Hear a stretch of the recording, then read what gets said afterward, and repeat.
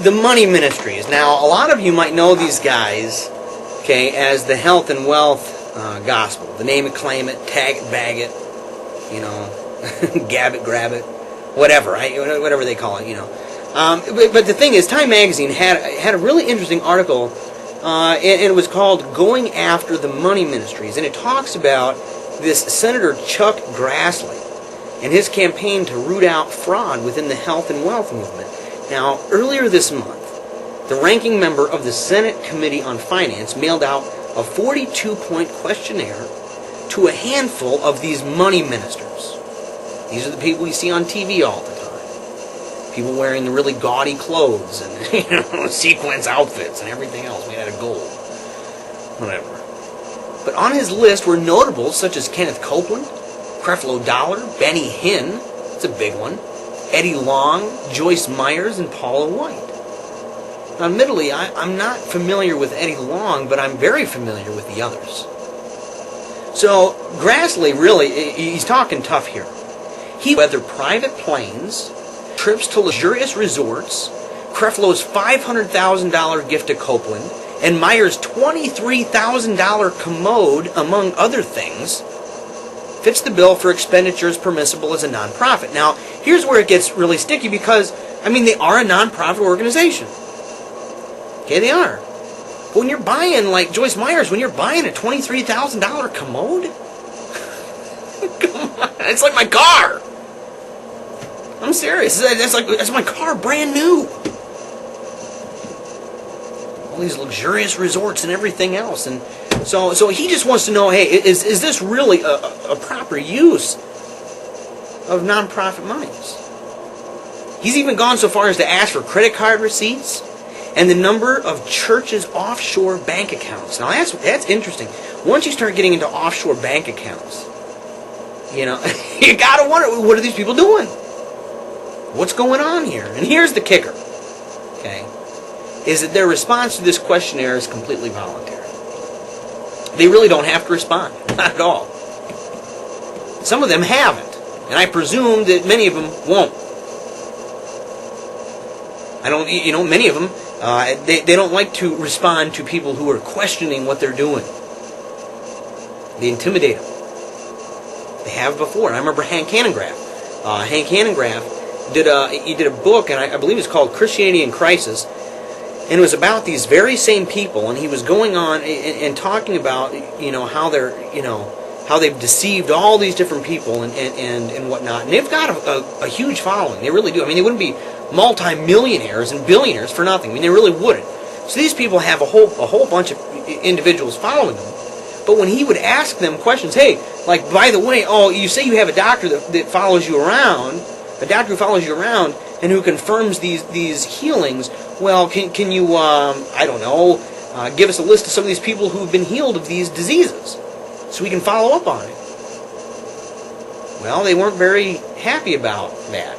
Okay, and the reason why, they gave him like 4 names, and then come to find out 3 of the 4, nothing happened. The other one was like already on his way to being taken care of, and so the whole thing was really found to be a fraud.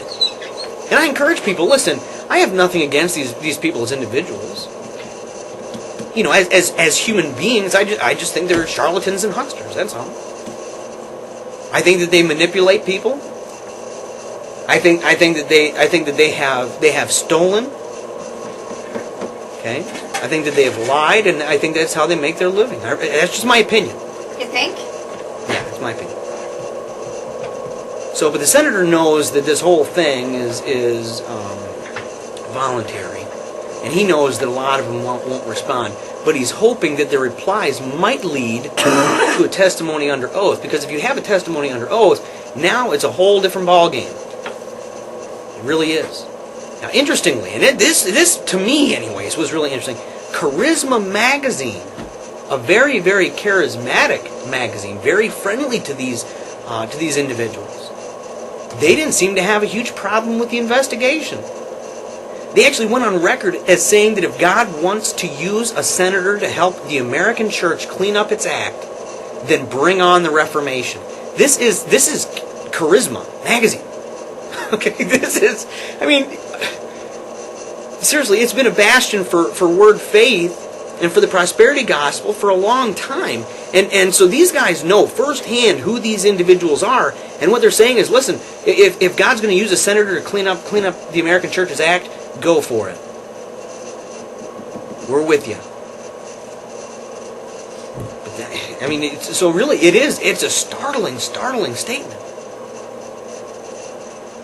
Then again, that may be the reason Charisma wouldn't mind some house cleaning, is because they know these people. Because they know what goes on. They know this stuff firsthand. They've been on those planes. They've been behind the curtains. They've seen it all. And they're willing to have house cleaning. So listen, I know there's people that are probably cringing at what I'm saying. Not only because they may be offended that I'm coming against, word faith and whatnot. And I understand that. You can come against my religion all you want. But the thing is listen, on a constitutional basis, I know that there are a lot who would be a little leery of this because it would involve the state getting involved with the church's affairs. Now, I want the state out of the church's affairs just as much as the next Christian. But these folks are hucksters. They're manipulators and they're charlatans. They prey on the old and the poor. And I think that as a culture, I think we have a responsibility to take these people down. I'm serious. Call me a fascist. I don't care. Call me whatever you want. I've seen what these people do to families. I know firsthand what they do. And see, this isn't about their doctrine. This isn't about coming after somebody for believing that, if you give money to the church that you're going to receive money back. That's not, nobody's denying your right to believe that. But it's about justice. It's about saying, you know what? Not everything flies under the banner of freedom of religion. You cannot be involved in fraud. You cannot be involved in this kind of deceit where you're preying on the people of this nation. You simply can't. There are laws you have to abide by. And with that, I say this. I say, you know what? Take them down, Senator Grassley. And know that there are people out there just like me backing your efforts. Because we want to sit there and say, you know what? We're tired of the poor and the weak being oppressed. Whether it's by the secularist or whether it's by the person parading around with gold and with pearls and with fancy costumes and everything else and calling themselves Christians. You need to stand up for justice, no matter who you may be coming up against. And unfortunately, the people we're coming against happen to be many people's heroes.